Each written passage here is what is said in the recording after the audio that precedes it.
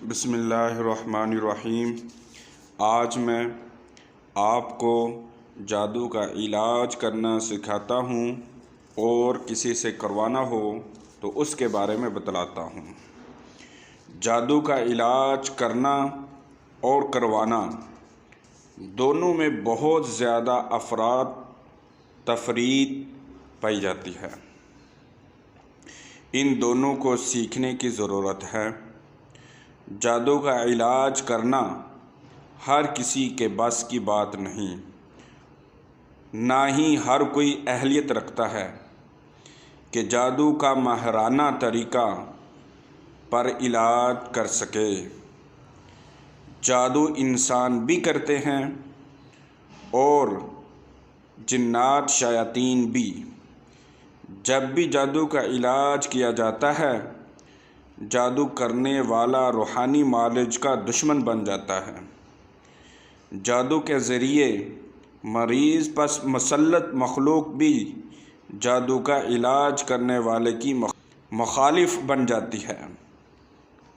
اس لیے ایسے ماہرانہ طریقے پر جادو کا علاج کرنا چاہیے کہ معاملہ بالکل ختم ہو جائے، ورنہ مریض تو جادو کا علاج کروا کر چلا جاتا ہے مگر علاج کرنے والا پھنس جاتا ہے۔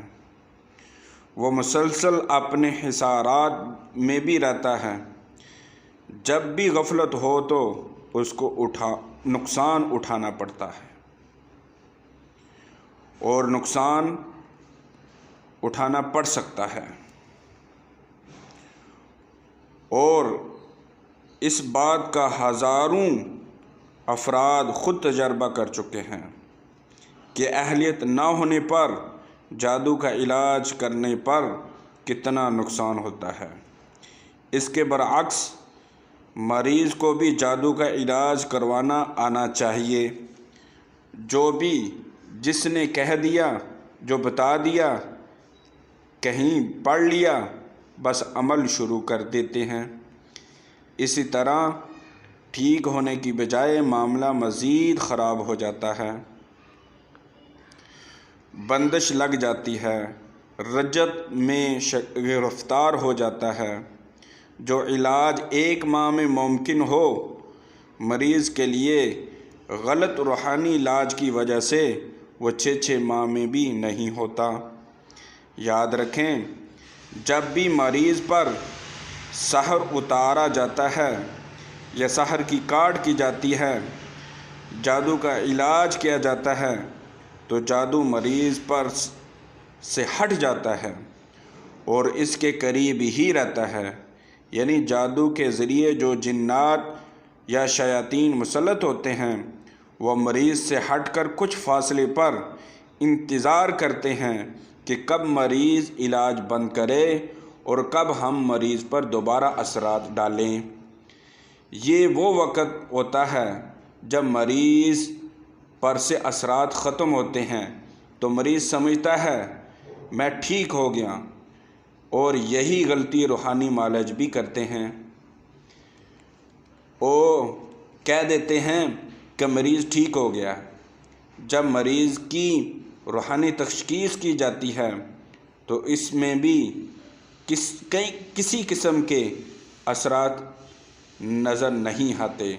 اس لیے معالج اور مریض دونوں علاج ختم کر دیتے ہیں، جبکہ یہی غلطی ہے۔ اسی غلطی کی وجہ سے آج کل اکثر یہی شکایت مریضوں کی طرف سے عاملین کو آتی ہے کہ بار بار اثرات واپس ہو جاتے ہیں۔ کچھ لوگ یہ سمجھتے ہیں کہ بار بار جادو ہو رہا ہے، جبکہ جادو تو 1 بار ہوا تھا، وہ مخلوق دوبارہ مسلط ہوئی ہے۔ ایک ماہر معالج جب بھی مریض کا علاج شروع کرتا ہے تو وہ پہلے تشخیص پر وقت لگاتا ہے، مکمل تسلی کرتا ہے کہ جادو ہے یا نہیں، اگر ہے تو کس قسم کا ہے، کون سی مخلوق مسلط ہے، جیسا جادو ہے اور جس طرح کی مخلوق ہے، کیا اس کی مکمل کاٹ کی طاقت اس کے پاس ہے؟ کیا اس جادو اور مسلط مخلوق کو روکنے اور اس سے اپنی اور مریض اور اس کے گھر والوں کی حفاظت کے لیے معالج کے پاس حصارات ہیں؟ یہ وہ سوال ہیں جن پر شاید ہی کوئی عامل توجہ دیتا ہو۔ توجہ نہ دینے کا نتیجہ ہوتا ہے کہ عامل پر اور مریض پر مختلف قسم کی بندشیں عمل بند ہو جاتا ہے، کاٹ نہیں ہوتی، کام الٹے ہونا شروع ہو جاتے ہیں۔ مریض میں بھی امراض، جو مریض ہیں ان کے امراض زیادہ بڑھنے شروع ہو جاتے ہیں۔ ماہر عامل پہلے مریض کے جسم اور اس کی رہائش گاہ سے جادو ختم کرتا ہے، پھر مریض اور جگہ کی حفاظت کا لائحہ عمل دے کر اس جادو کے عمل اور مخلوق پر توجہ دیتا ہے جو مسلط تھے، پھر وہ اس جادو کے عمل کی جڑ تک جاتا ہے اور کاٹ کرتا ہے۔